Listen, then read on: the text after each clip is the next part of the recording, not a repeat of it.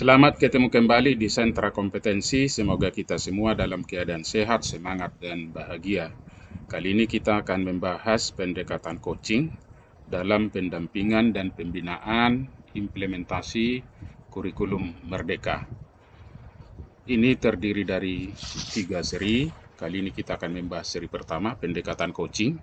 Adapun sumber bahan bacaan diambil dari pelatihan sebagai pelatih ahli, juga pengalaman dalam melakukan coaching di sekolah penggerak kurang lebih 1 tahun.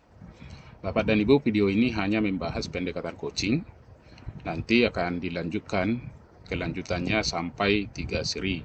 Di seri pertama ini kita akan membahas konsep coaching, kemudian mindset coaching, yang ketiga adalah kompetensi coaching, dan keempat adalah alur percakapan sesi coaching dengan alur tirta. Nah, kita ketahui 6 pendekatan dalam pembinaan kepala sekolah, guru maupun guru membina siswa di dalam kurikulum Merdeka ini bisa dilakukan 6 cara pendampingan atau pendekatan.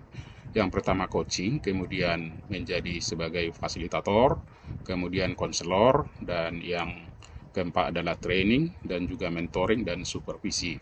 Ini nanti akan kita bahas satu persatu, dan kita akan fokus pada pemahaman coaching. Pertama, konsep coaching menurut para ahli, misalnya Hangis 2003 itu menuliskan bahwa coaching adalah kunci dari keberhasilan dalam suatu proses manajemen, karena coaching membawa orang-orang untuk selalu berkontribusi dan berpartisipasi sebagai mitra kerja aktif. Coaching yang efektif adalah proses yang dapat memaksimalkan potensi yang dimiliki seseorang. Hal yang senada Parslow 1999 bahwa coaching adalah suatu proses yang memungkinkan pembelajaran dan pengembangan diri terjadi sehingga meningkatkan kinerja seseorang itu. Walaupun memang dalam sejarahnya coaching itu sudah lama, kalau kita mengingat di tahun 1500-an bahwa coach itu diartikan ada yang kereta kuda, ada yang pesawat udara, gerbang kereta, atau bisa bus. Artinya semua peralatan yang bisa membawa orang dari suatu tempat ke tempat lain. Kemudian tahun 1830 juga berkembang coach itu menjadi tutor khusus membantu mahasiswa agar lulus ujian. Begitu juga tahun 1860 misalnya, coach itu berkembang lagi menjadi instruktur dan pembuat strategi dalam dunia olahraga. Nah, itu dari segi konsep. Nah, sekarang dari pengertian itu dapat kita sederhanakan atau secara sederhana bahwa coaching itu merupakan proses mengantar atau mendampingi yang dibina dari kondisi saat ini kepada kondisi yang lebih baik sesuai dengan kebutuhannya.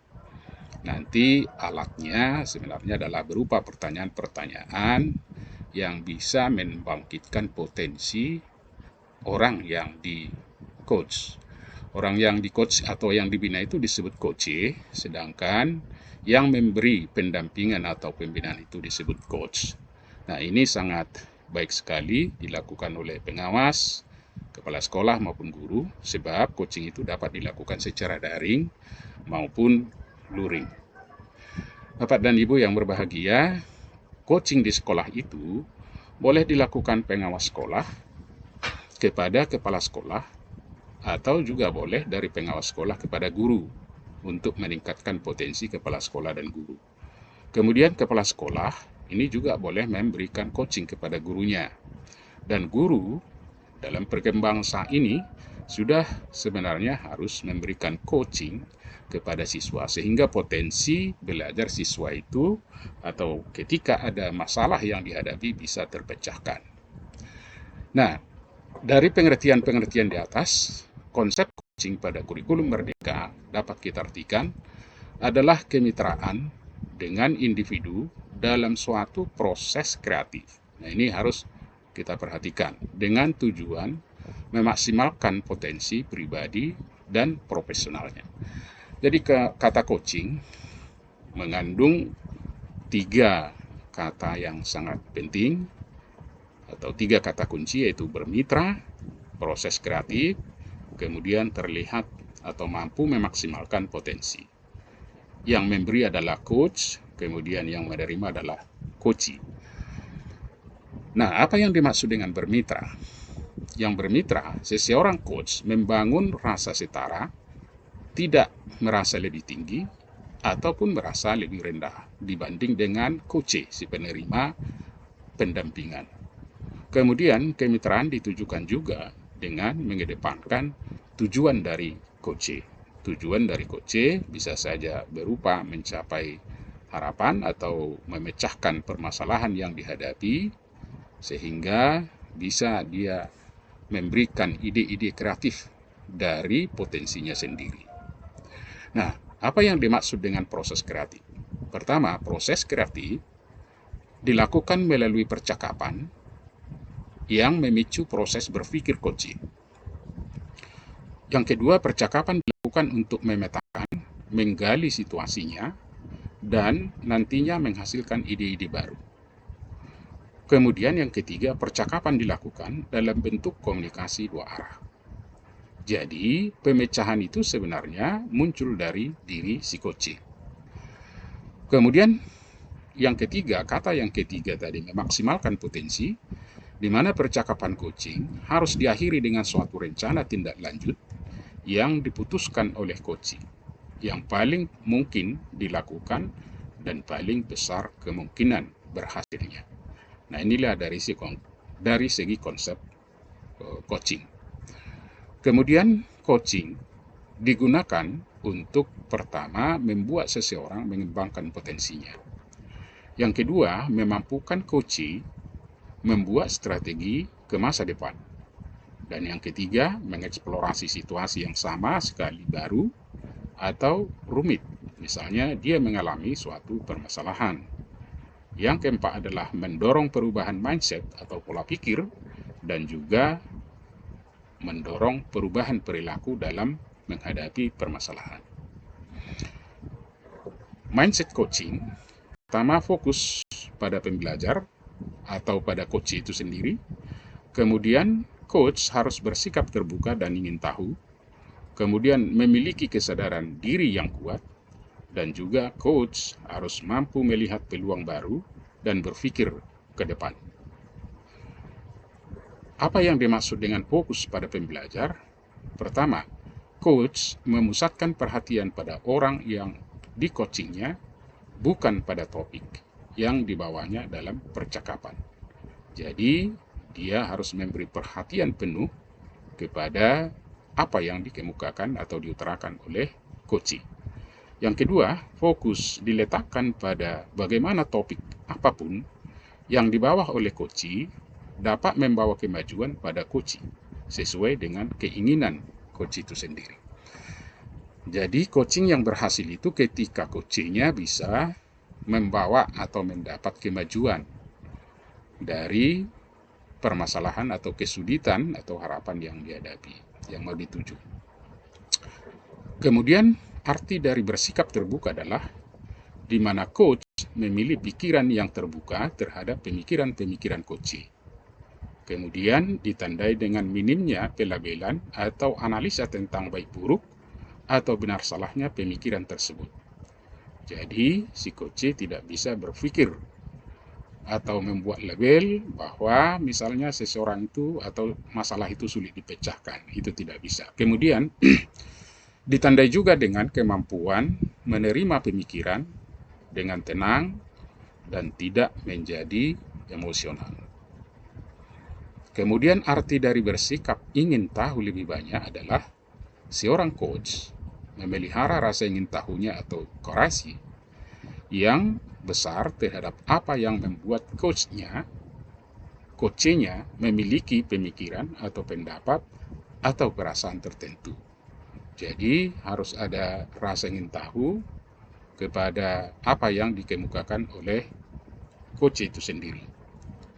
Keempat, memiliki kesadaran diri yang kuat. Artinya, kesadaran diri yang kuat membantu coach untuk bisa menangkap adanya perubahan yang terjadi selama pembicaraan. Kemudian juga mampu menangkap adanya emosi atau energi yang timbul dalam dan mempengaruhi percakapan, baik itu dalam diri maupun dari coach sendiri. Jadi pentingnya seorang coach untuk memiliki kesadaran yang kuat. Kemudian yang kelima, arti mampu melihat peluang baru di masa depan. Coach itu sendiri harus mampu melihat peluang, perkembangan yang ada, dan juga bisa membawa coachnya melihat masa depan. Sekarang kita lanjutkan Bapak dan Ibu, proses coaching itu sendiri, yaitu proses menghantarkan seseorang dari tempat dia semula berada pada saat ini ke tempat lain yang diharapkan atau tujuan atau target yang ingin dicapainya. Ada beberapa hal kompetensi yang harus dimiliki oleh seorang coach. Yang pertama, ada presensi, kemudian mendengarkan dengan aktif, kemudian mengajukan pertanyaan yang berbobot. 3 kompetensi ini harus dimiliki seorang coach sehingga proses coaching itu sendiri dapat berlangsung atau berhasil. Presensi artinya kemampuan coach untuk hadir utuh bagi coach. Jadi tidak separuh-separuh atau berhadapan dengan coach tetapi sambil menulis mengerjakan sesuatu, itu tidak bisa. Kemudian badan, pikiran, hati coach selaras saat sedang melakukan percakapan dengan coach. Ketiga, adanya kesadaran diri coach untuk menolong coach. Jadi memang harus mengembangkan potensi dari coach. Kemudian keempat, percakapan yang dilakukan membantu munculnya mindset dan kompetensi yang lain. Kemudian coach harus bersikap terbuka, bersikap sabar, dan juga bersikap ingin tahu lebih banyak. Inilah yang disebut presensi. Yang kedua, coach harus mendengarkan aktif. Mendengarkan aktif adalah kemampuan untuk fokus pada apa yang dikatakan oleh si coach atau lawan bicara dan memahami keseluruhan makna yang tidak terucapkan. Tentu dari gerak-gerik atau ekspresi daripada coach itu bisa terlihat. Coach aktif mendengarkan si coach. Kemudian ada 3 hal yang mempengaruhi coach sebenarnya sehingga dia tidak bisa mendengarkan coach dengan baik. Pertama, ada asumsi. Nah, ini harus dihindarkan. Artinya, sudah mempunyai anggapan tertentu tentang suatu situasi yang dibicarakan. Yang kedua, judgment atau sudah ada istilah melabel atau di dalam pikiran itu sudah ada semacam menjudge ya, yaitu memberi label pada seseorang dalam situasi tertentu. Kemudian asosiasi ini mengaitkan dengan pengalaman sendiri. Ini harus dihindari karena kalau ini terjadi maka nanti akan sulit menangkap atau mendengarkan apa yang diutarakan oleh coach. Kemudian mengajukan pertanyaan berbobot. Artinya bentuk pertanyaan itu harus diberikan terbuka, menggunakan kata apa, kemudian kata bagaimana, kemudian kata seberapa. Jadi tidak pertanyaan yang berat-berat. Misalnya tidak menggunakan kata kenapa atau mengapa, yaitu dihindari. Kemudian jangan sampai menggunakan pertanyaan tertutup. Misalnya apakah, sudahkah, apa sudah, atau pertanyaan yang dijawab dengan iya atau tidak. Karena itu masuk dalam pertanyaan tertutup. Jadi pertanyaan yang diberikan oleh coach harus pertanyaan yang terbuka. Kemudian mengajukan pertanyaan berbobot, yaitu pertanyaan lahir dari mendengarkan, kemudian berbentuk pertanyaan terbuka, dan membuat coach merenung, menggali, mengingat, mengaitkan, kemudian diajukan pada saat yang tepat. Kemudian coach harus mendengarkan dan bertanya dengan rasa. Rasa itu singkatan dari receive, acknowledge, kemudian summarize, dan ask. Apa itu yang dimaksud? Nah, inilah model mendengarkan yang dikembangkan oleh Julian Treasure untuk dilaksanakan oleh coach. R, receive, yaitu mendengarkan kata kunci atau kata-kata yang diucapkan oleh coach.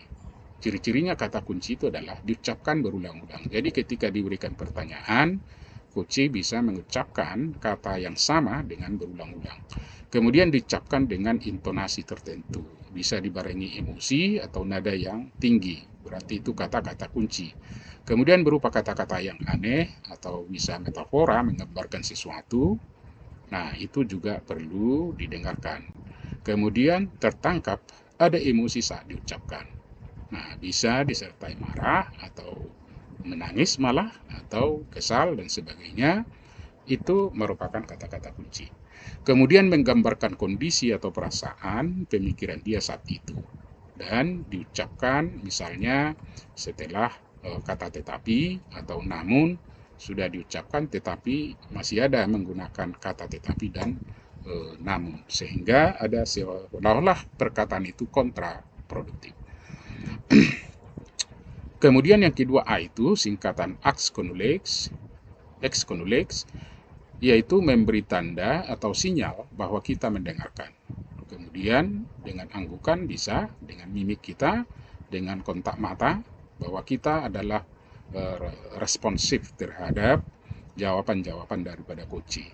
Kemudian jika percakapan dilakukan secara daring, tentu bisa saja mengatakan, oh iya, artinya kita menerima atau mengiyakan atau mengakomodir apa keluhan atau komentar-komentar daripada coach tersebut.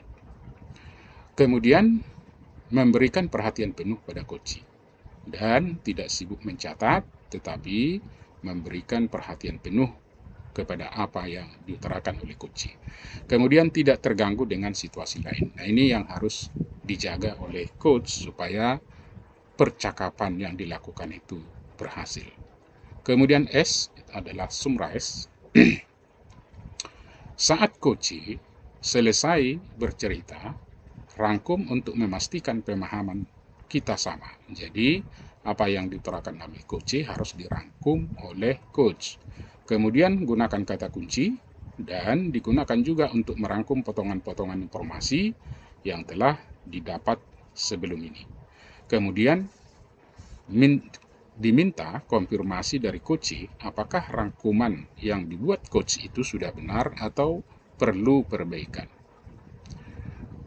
Kemudian AS, A itu singkatan dari AS, berdasarkan kata yang kita dengar atau yang coach yang didengarnya dan hasil merangkum itu, maka diajukan pertanyaan yang membuat pemahaman coach lebih dalam tentang situasinya. Kemudian pertanyaan harus merupakan hasil mendengarkan, mengandung penggalian atas kata kunci atau emosi yang sudah dikonfirmasi. Kemudian dimasukkan dalam format pertanyaan terbuka dengan menggunakan apa, bagaimana, seberapa, kapan, siapa, atau di mana, dan tidak boleh atau tidak tepat menggunakan kata tanya tertutup. Nah, bagaimana penerapan kompetensi coaching itu di dalam pelaksanaan coaching? Dalam sesi coaching akan ada alur tertentu yang harus diikuti, dan ini nanti akan kita lihat di dalam sesi berikutnya. Sesi coaching sebaiknya terjadwal, idealnya durasi waktu untuk coaching adalah 30-90 menit. Kemudian ada kalanya coaching tidak terjadwal apabila didorong oleh kebutuhan untuk memiliki teman berpikir menghadapi situasi tertentu atau kebutuhan untuk mengetahui kemajuan. Misalnya, coaching yang diadakan tanpa terjadwal ketika kepala sekolah mengontak pengawas karena ada sesuatu permasalahan dan minta di coaching sehingga permasalahannya itu bisa teratasi. Selanjutnya, coaching menggunakan alur tirta.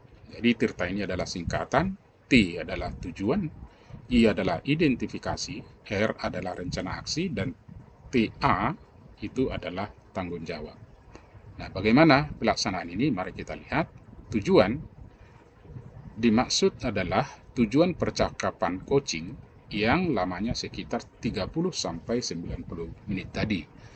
Oleh karena itu perlu dilengkapi dengan si coach melengkapi agenda atau topik percakapan, kemudian si coach juga harus mencatat hasil percakapan tersebut. Ada 2 pertanyaan yang harus diajukan, minimal 2, dan ini bisa dikembangkan. Pertanyaan tentang agenda misalnya yang mau dibicarakan pada hari itu, misalnya apa topik atau agenda percakapan kita kali ini. Nah, ini pertanyaan dari coach kepada coachee. Kemudian bisa juga ditanya, nanti akan juga ditanyakan tentang pertanyaan tentang hasil apa yang ingin Bapak Ibu dapat dari percakapan ini. Jadi ada insight, harapan yang didapatkan dari percakapan tersebut.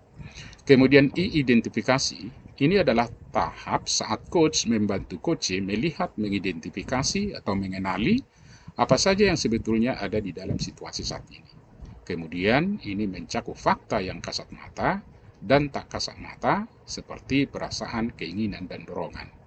Tujuan tahap identifikasi adalah untuk memperjelas, menggali, dan memetakan situasi. Sehingga coach bisa memberikan beberapa pertanyaan seperti contohnya ini, situasinya sekarang seperti apa? Kemudian apa yang mempengaruhi hal itu? Situasi yang diinginkan seperti apa? Artinya yang diinginkan si coach.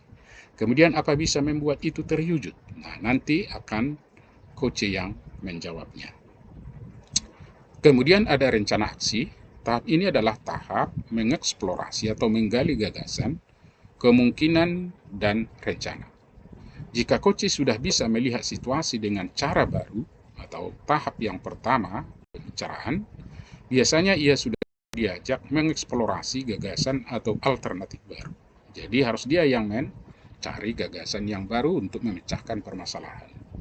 Kemudian dari tahap ini bisa keluar 1-3 gagasan dan tidak perlu gagasan itu terlalu banyak tetapi fokus.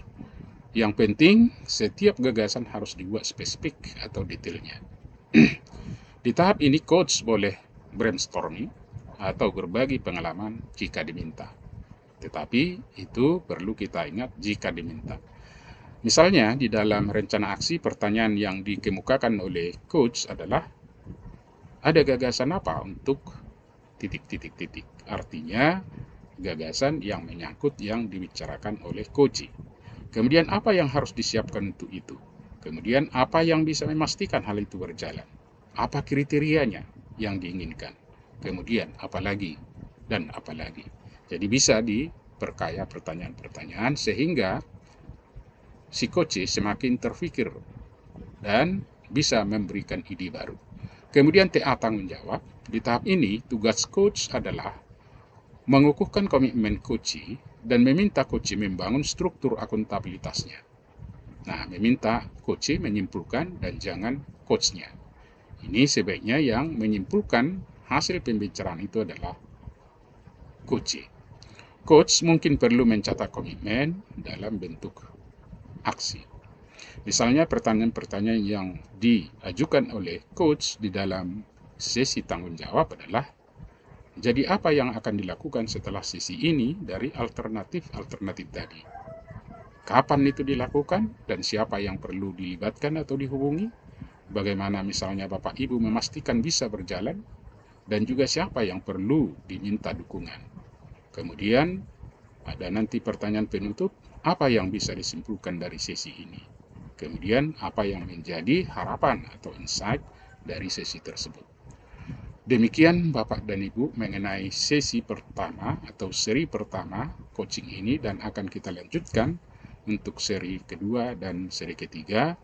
Dan di dalam video ini juga nanti di dalam deskripsi akan dilampirkan contoh-contoh coaching yang diberikan beberapa mentor kepada sekolah, kepada guru, maupun contoh dari coaching guru kepada siswa.